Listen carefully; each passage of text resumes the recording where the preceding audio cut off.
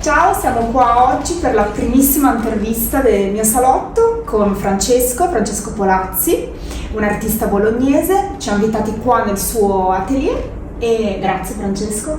E iniziamo subito. Allora, dici quando hai iniziato a fare arte e qual è il motivo che ti ha spinto ad iniziare a fare arte?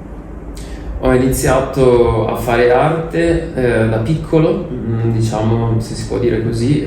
Mi sono dilettato col pongo, facendo delle composizioni un po' appunto guardando alle immagini che avevo intorno a me, e diciamo quindi un flusso creativo fin da bambino.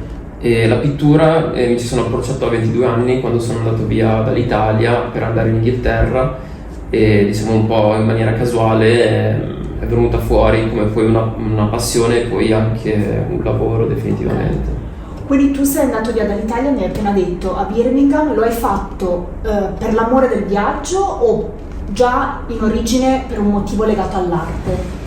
No, l'ho fatto per andare per fare un'esperienza nuova fuori dall'Italia, dopo aver chiuso quello che secondo me era un ciclo con l'università e insomma altre cose qui in Italia. Sono andato in Inghilterra perché era un posto che mi attraeva e quindi sentivo che avevo bisogno di iniziare qualcosa di nuovo, e con questa essermene andato poi è nato, diciamo, questa relazione con la pittura. E quanto ci hai messo a vivere di arte?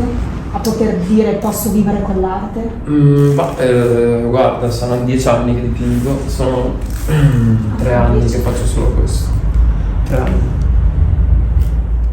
Ma tipo tu nel mondo dell'arte, cioè, hai bisogno di avere un confronto anche con altri artisti o di avere degli scambi di opinioni anche con persone fuori dall'arte che magari ti possono dare un'opinione da esterni alle tue opere? È una cosa di cui non hai l'esigenza?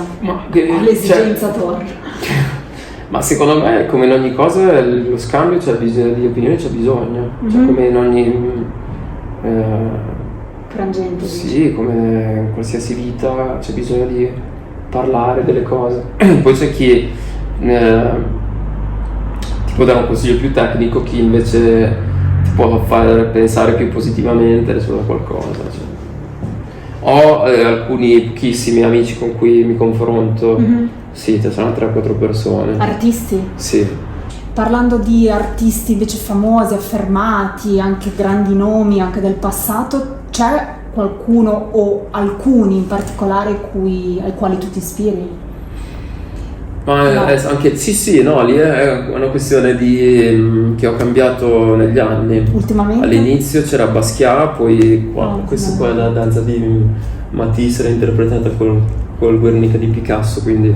Che anche quello è tanto, me lo ricorda tanto. Sì, anche quello lì. Quindi ho avuto la fase Picasso, la fase Matisse, adesso sono più per Cézanne, Morandi mi piace molto, mi ci ritrovo nel mio piccolo chiaramente. E adesso recentemente Carlo Levi, che è un pittore italiano del primo Novecento, quello che ha scritto Cristo si è fermato a Eboli, un gran pittore. Che comunque è sul filone Cézanne, Morandi, più Cézanne. Come vivi il fatto che qualcuno che sia un osservatore o un fruitore della tua arte dia un significato alle tue opere? Sicuramente lo vivo bene, perché mi fa piacere che qualcuno che guarda, diciamo, quello che faccio ci trovi qualcosa di se stesso, e quindi sicuramente diciamo è anche uno dei motivi per cui dipingo, la possibilità di comunicare agli altri. Ovviamente spesso il messaggio è diverso da quello sì, diciamo da quello da cui parte magari la mia pittura, però questo insomma non è assolutamente un problema. Grazie Francesco di questa breve intervista, ma mi ha fatto veramente molto piacere. Spero che ritornerai nel mio salotto virtuale. Grazie di ospitarci invece realmente nel tuo di spazio, e Vi salutiamo. Ciao.